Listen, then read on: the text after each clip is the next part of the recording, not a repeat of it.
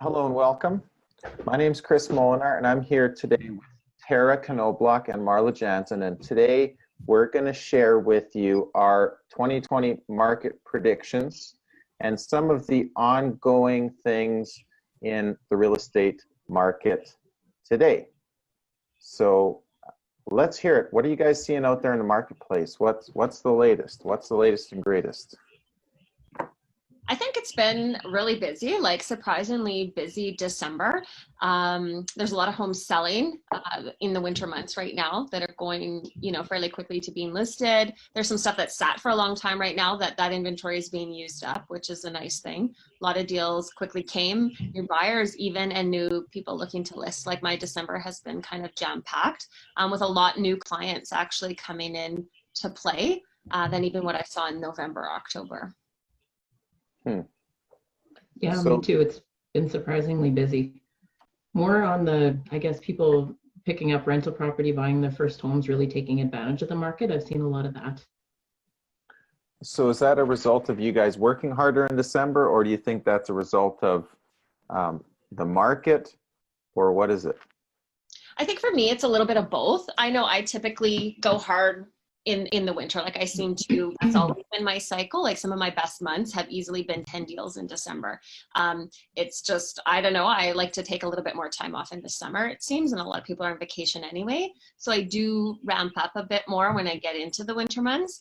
But I think this year too, I've kind of had different focuses and different things, which has also allowed that to grow. But I think that it was a lot slower in October and stuff. I think with the elections and everything that went on there was a lot of people, I think, on the fence, kind of waiting whenever you have a big election like that as to what to do. And then it seemed about 2 weeks after that, we started to see, I started to see anyway, a lot more calls coming in and people looking, buying or selling and kind of getting going again, kind of more into mid-October, where I usually see that shift more a month earlier. Yeah, I noticed this year in the summer months, I didn't stop working in the summer, but I noticed more this year than most other years that people sort of disappear to the lake, and that was quite prevalent this year. I think more than other years that I've noticed, because I didn't stop running.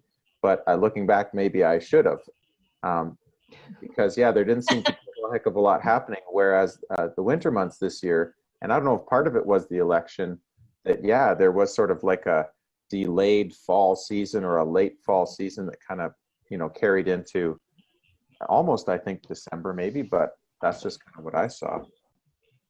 We got slightly better weather this year too. I mean, the weather affects the market in the spring for when it really starts to boom. I mean, maybe that was part of the extended, busier winter season that we saw.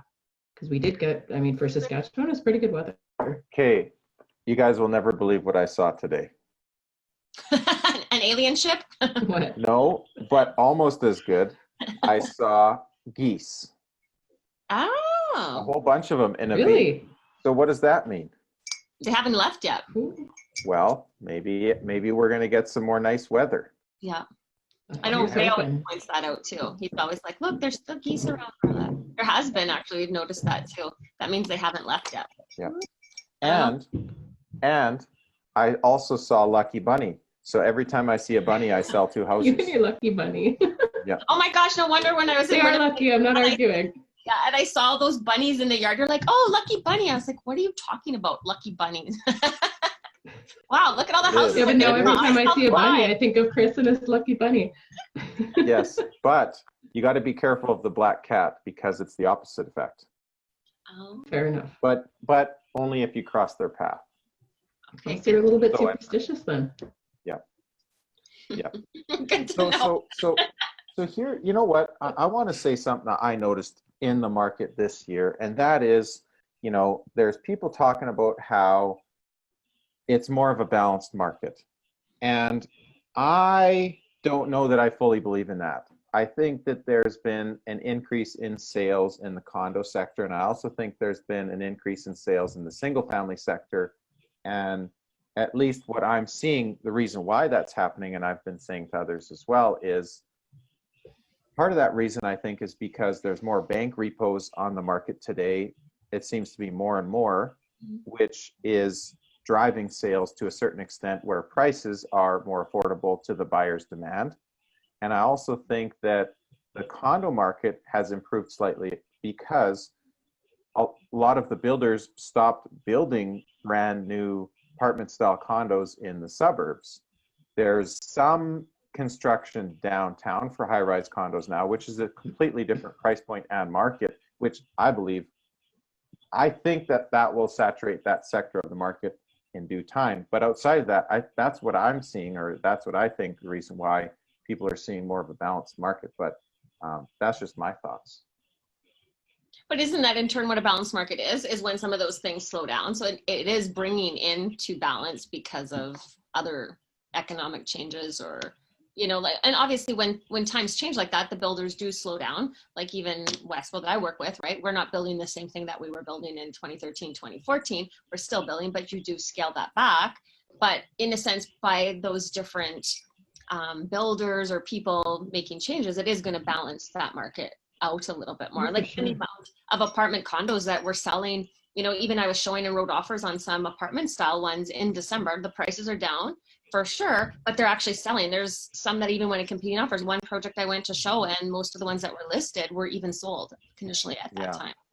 Yeah, which we have. That's a nice thing. Like, so I guess sorry, I guess what I'm saying on that is that so you're saying the supply and demand on the real estate side, yes, has changed. But I'm saying on the big picture, the economy itself, I don't think has turned around or is turning around, like overall. No, I think we're about the same. I don't think that's changing. I agree. Yeah. No, but the prices, I mean, for the public out there, the prices are so good right now. It's not that, oh, now we're balanced, now they're going to skyrocket again. Like, there's still awesome prices, like great time to get into the market. And if you're a seller, yeah, the prices haven't gone up yet. They're still, you know, trickling down, but the activity was up so high, you've got a much better chance of selling. So there's benefits for everybody in this kind of market. And it just depends, right? Like if you're a seller and you have to sell, then that's an unfortunate situation because so many people right now are losing out, hence the foreclosures and bankruptcies and things that are happening there. But if you are someone that's looking to buy up in the market, right now is a great time for that too. You might not make as much as the current home you're in, but then you're also seeing, well, some of those higher priced homes, there's even a greater savings there because they've dropped a fair bit too, right? So. For sure. For the people that, you know, are in their single family home, but they're ready to downsize to a condo. Yep. That's another huge, you know, take advantage of the market situation because houses have held up better than condos, and depending what you're selling, what you want, you could actually come ahead. Yeah, completely agree. Yeah. So is it safe to say that the consumers' expectations are more in line with the market as far as sellers and buyers? There isn't as many sellers out there fishing, let's say, because you're just not going to get the price. Well, I think it's our job as realtors to be honest with them too. Like, you still see overpriced homes on the market, and pricing is key in this market. It's just not going to sell. But I think if you have an agent who's honest with you about the reality of the market, this is really what it's going to sell for. You can't just list it $100,000 higher and go, but I'd really like to get this out of my house. It doesn't work that way. Our market doesn't support that right now. So there's some people that, you know, the ones that, well, I'd like to get this much, you know, maybe don't put it on the market because it's going to be, it's stressful. There's a roller coaster to it. You know, it's not fun to clean your entire house for a showing every single time. If we're not going to get it sold, you just have to be honest with your clients. Yeah. And you know what? I think that there is a ton of opportunity out there, like what you mentioned, Tara. And I think that's important to know that, you know, as much as it's easy to make a blanket statement like, oh, you know, we're in a buyer's market, or it's a declining market, or we're in a recession, or whatever you might look at it. But every different sector, every different segment of the market has its own unique sort of, like it's got its own things, right? Yeah. Yeah, I find a lot of people go, well, how's the market? Well, what part? You know, the only blanket statement we can say is it's a balanced market, but like, what does that mean to each person? Everybody's plans, you know, everyone's needs are different, just like different sectors of the market. They all, you know, a $300,000 home with 5 beds, 3 baths is going to react totally different than, you know, a $500,000 or $600,000 acreage, you know, versus a 2-bedroom condo that's resale that badly needs a renovation. Like there's a market for everything, but they've all been behaving differently, and they always will. Hmm. Well, what's interesting too that you had talked about, Tara, is like there's even some listings that you've had for a while or out of town properties that you don't usually see move too much in the winter. Some of those are being sold right now too, where lots of times they kind of don't go until the spring or early fall, right? So yeah, well, that's, I think you guys would agree with this, but that's one of the misconceptions about our market. You know, things don't sell in the fall and winter. They absolutely do. You know, of course, activity is going to go up in spring and summer, and I think that's because people don't want to move in the snow. But hey, would you buy a house in December to save some money and pay, you know, what are movers, $1,500? You're going to save more than that buying in the off season. And I think people are taking advantage of that too. There's been lots of activity lately, even in the small towns. well, and that's the thing is you don't have as much competition. Sorry, Chris, but in the winter months, because you're not competing with all the listings, everybody knows you get the most amount of inventory. April, May, that's the most amount of listings, the most amount of sales that go through. So for a lot of sellers too, you might not have any competition to list your home right now because there isn't much out there, and people still need to move. People are still relocating, or their place finally sells so they can move into something else. So yeah, I mean, this is the time of year where I have conversations with my sellers that, you know, want to wait until spring. So it's important to have the conversation like, why are you waiting until spring? If that's what works best for you, then by all means wait. But I mean, if you went on the market now because that's what works for your plans, you may be the only fully developed bungalow in your neighborhood, and that's an advantage. You wait until spring, now there's 34 of them. Then what's the price doing? You know, like there's strategy involved that you can take advantage of if the timing works. exactly. Well, isn't it funny that, for example, let's say you pick up a buyer and they're all like ready to go and they're, well, but I don't want to head out looking yet, or I don't want to head out shopping or whatever. Well, just keep in touch, keep in touch. And all of a sudden they phone you, say, okay, here's 5 properties that I want to look at. And you've been talking to them on and off for a couple months. And then you go out to book those 5 showings, and 3 of them are conditionally sold because they finally decide to get moving at the same time everybody else does. Why is that? I don't know. It's interesting because it kind of almost always like that. I don't know what it is. I was going to say, guaranteed. If you want to see 5, one of them's going to be sold at least. If they're good, you know? Yeah. Yeah. Every time. Or then they call you and say, I've been watching these because I've been waiting to go look, and now this one disappeared. Where did it go? Well, it's sold. Yeah. Right? Yeah. But yeah. So here's another interesting part of the market that I find is the rental properties. So like you, I remember, I think Tara, you'd mentioned before as well that there's a lot of people that are interested in flipping houses, but I find that there's a lot of people that are looking at flipping houses, and as a result of that, it's very competitive to try to find and buy in at the right price because everybody seems to be doing that. Whereas in the rental side of things, there's a considerable amount of, I would say, reasonably good, well-priced rental properties with suites out there on the market right now that people just aren't buying up. So I find too that there are out-of-town buyers and investors that are looking at Saskatoon just because of how affordable it is for cash flow properties. Absolutely. You can still get a condo in Saskatoon for $110,000, $115,000 that, you know, a little cosmetic reno, and I mean, some of them don't even need that, so you're gonna pay a little more, but if you can throw in some new paint, kitchen and floor, it's like instant equity, and it's a rentable property, you know, and you get to keep the profit margins, whereas people that bought in the top of the market, they're squeezing their rent, if not subsidizing, just to keep the place full. You're taking advantage of the market, buying at the, you know, there's never a guarantee it's at the absolute bottom, but they're pretty low. Prices are pretty low right now. Yeah. Well, you can buy those types of properties on the east side where, you know, our prices, you know, 7-10 years ago, you would be buying that on Avenue X South, right? And now you can buy a condo for that same price, which is pretty phenomenal when those were up to 200,000, you know. Well, yeah, it's really, in the last couple of years, it's really evened out. Like, if you guys noticed that, like, it used to cost so much more to be on like the east or north rather than the west, which every area is different. But as our market came down, it's really evened out. You don't save $50,000 to buy the same house in Hampton Village versus Stonebridge like you used to. Yeah. Yeah. Everything's competitive. That's definitely changed things too, even from a landlord's perspective. Like, you know, university rentals don't demand the quality tenant that they used to, regardless of what shape or condition the home is in. Or another example would be that, you know, a side-by-side duplex is not that much more money than a house with a legal basement suite, where it used to be a big deal. It used to be substantially more money because you could subdivide. But Yeah. I mean, there's some competitive stuff out there in the rental market. I'm seeing. Makes me think maybe I should buy another one. one. It's just my assumption, but I see a lot of I've seen a lot where it must be, it's a fantastic property. I think that there are some people that maybe they've, you know, been landlords their whole lives and now they're ready to retire and they're letting go of their properties because there's some excellent stuff that needs nothing at competitive pricing on the market.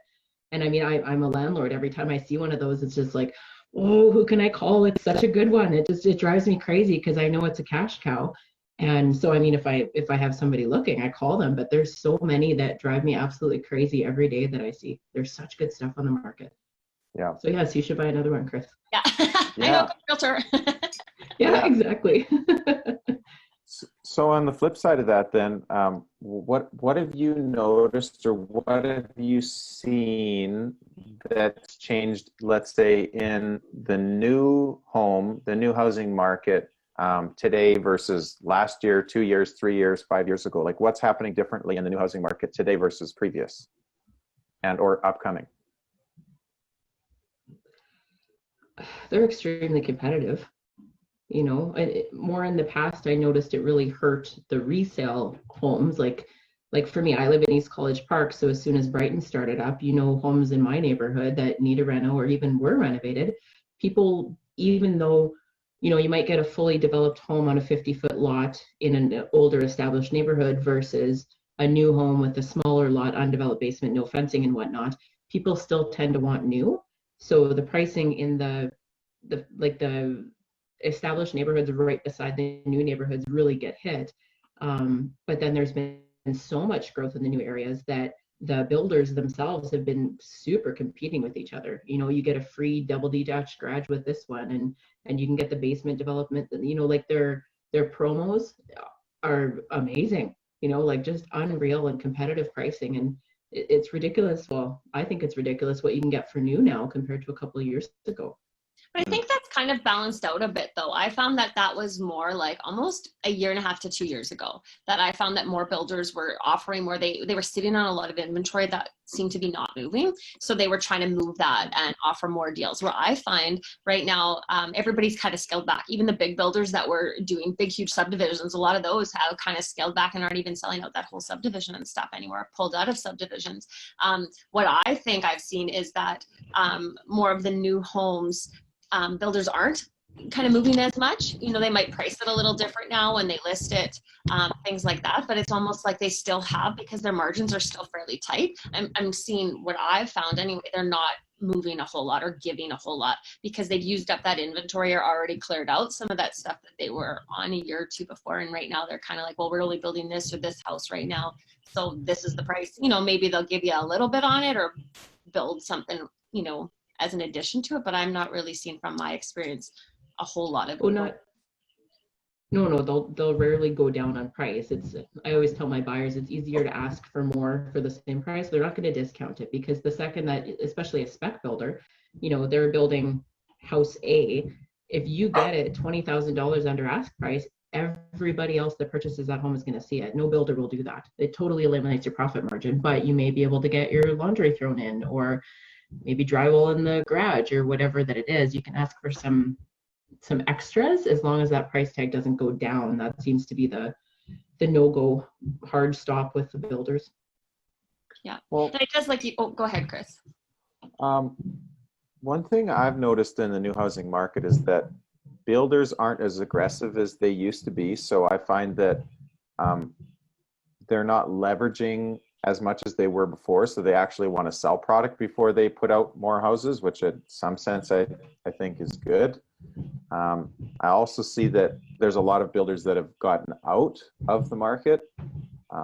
Maybe they were over leveraged and couldn't keep going, or they just decided that we're not making a whole lot of money, let's try to do something else, and ended up getting into flipping houses or doing more renovations or scale their business way back.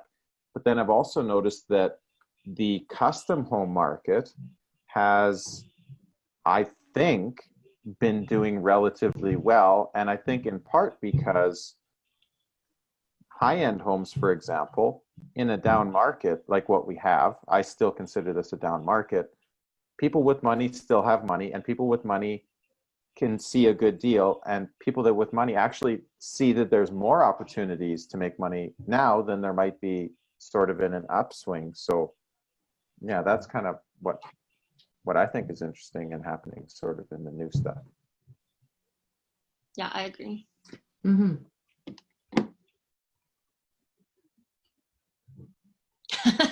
And that is that. I got nothing else to add. Yeah.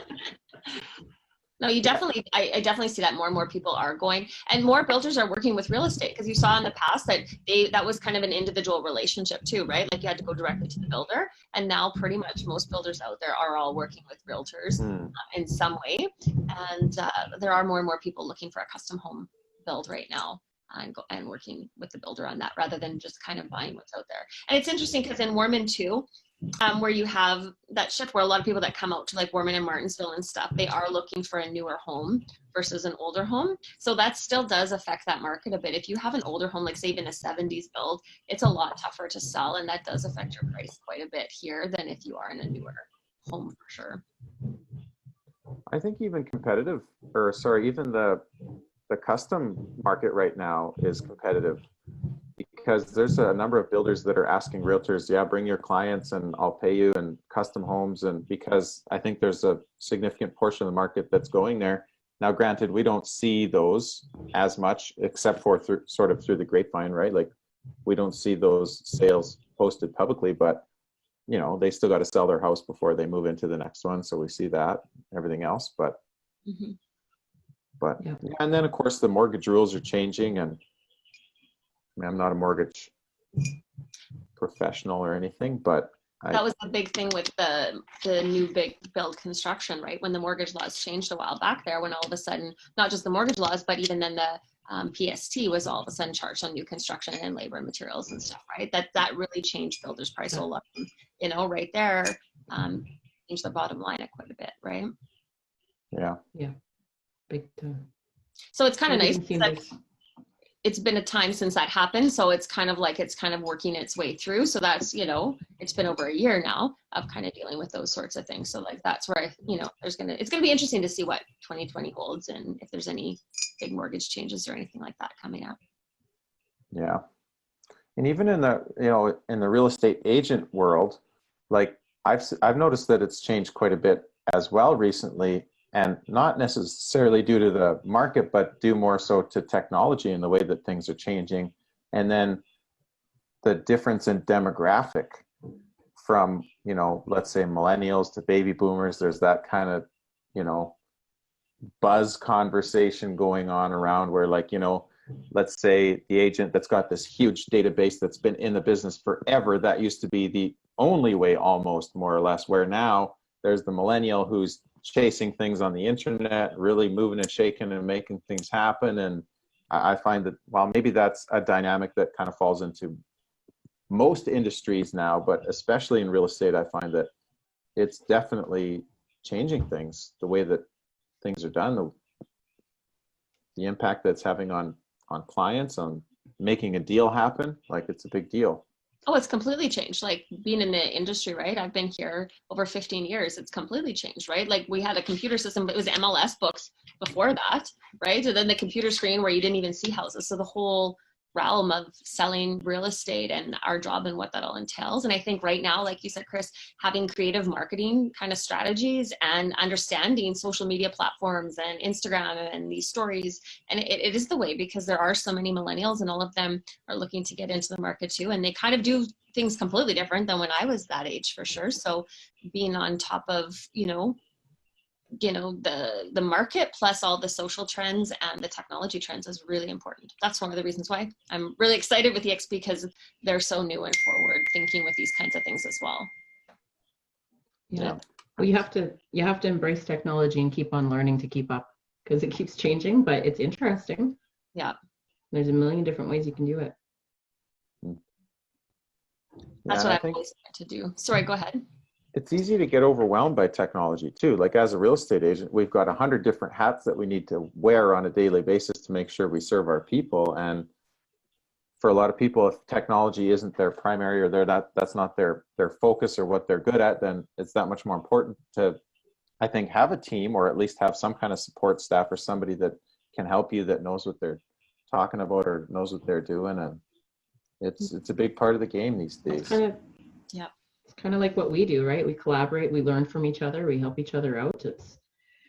I mean, whether you're a formal team or not, the working together is really what helps people, do a good job for their clients and find some sort of balance for our personal lives as well, because that's a challenge in our industry.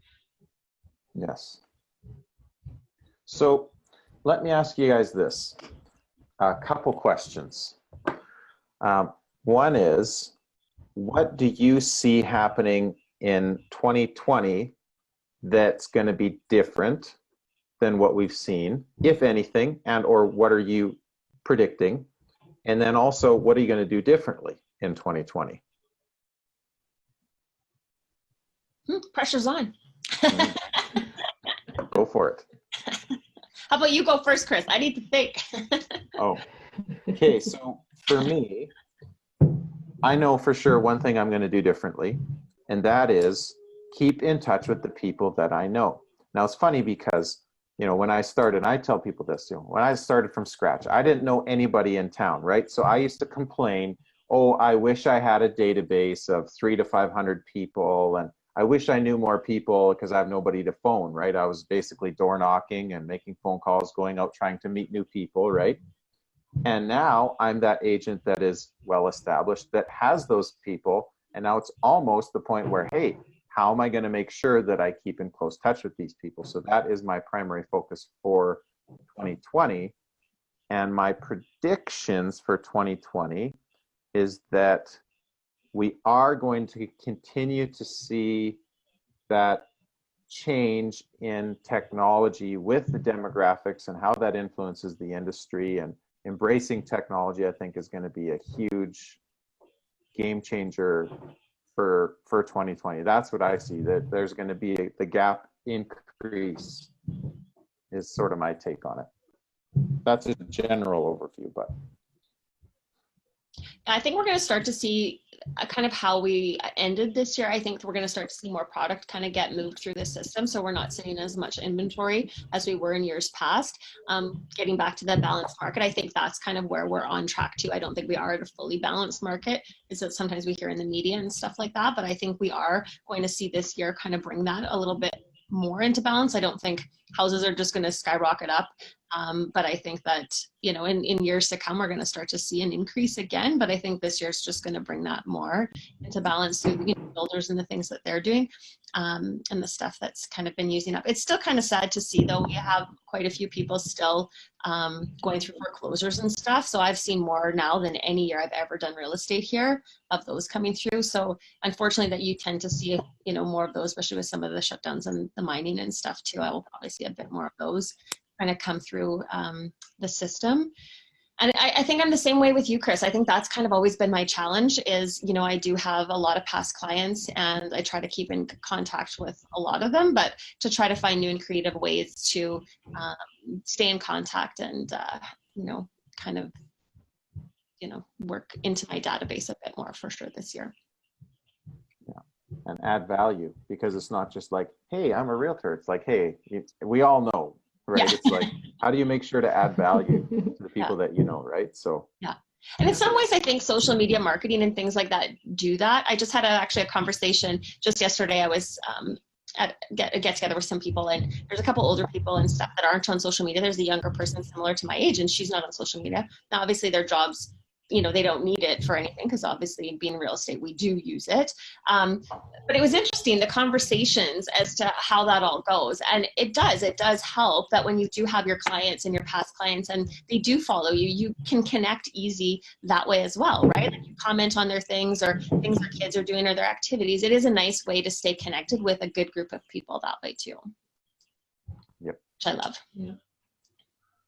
Excellent. Awesome.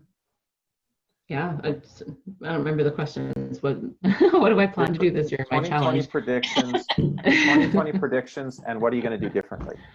What I'm going to do differently is focus more on what you guys are talking about. I have a social media presence, and I feel that I do a good job to staying in contact with my database, but I'm also a perfectionist, so I'm sure I can do better, get my system a little more specific. But I haven't done a lot of digging into the online marketing. I've done the more old school door knocking, call people, send a letter, boots on the ground type of route. But I know that the world is changing, and technology, that's where everybody starts shopping for homes now. It's all technology. So my challenge this year is to dig right into that, learn to find my people online and connect with them better, because I'm sure I can do a better job of that. And I agree with Marla with the market predictions. I don't see the prices changing overnight and skyrocketing, but I see activity levels staying up, and it's slow to move. Maybe in a couple of years we'll start seeing some increases, but it's a slow, just like the decline has been slow, the incline will be slow as well.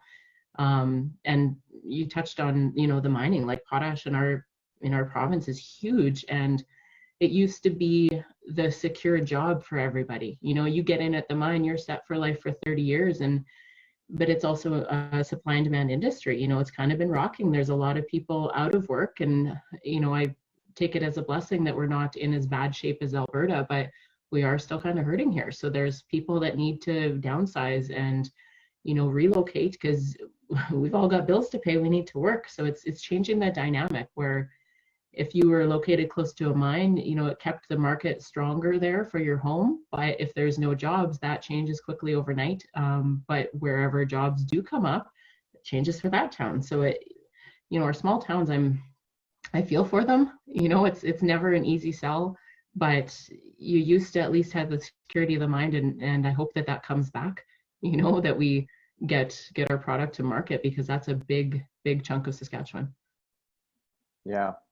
And, quickly touching on Saskatchewan, part of what I believe is still growing Saskatchewan is its affordability, and also the global scale of things now in the market. Like, we're getting, newcomers to Canada move into Saskatchewan because it's so affordable, because there still are jobs, because there still is a ton of opportunity.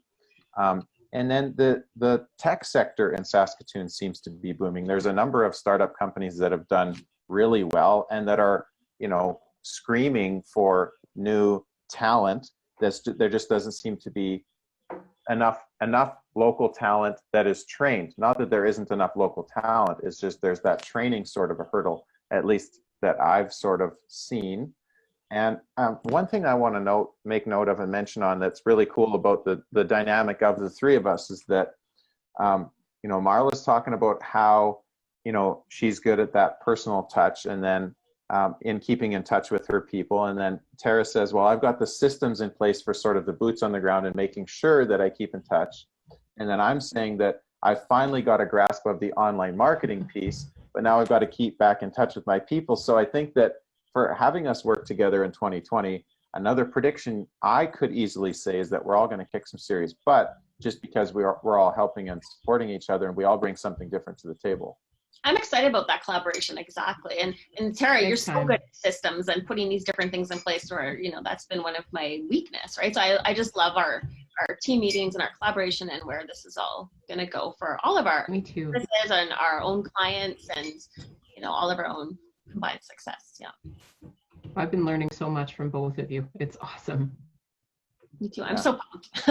Well, and I'm having more fun in real estate. I was like, now that we've started working with we're so fun, Chris. We're like the fun people. It is, but it's like being a new agent again. It's like, now there's because it's such a different perspective on things, and because there's new things happening and things are shaking up. It's, I'm excited to get back in. Excited face. Excited face. This is my excited face.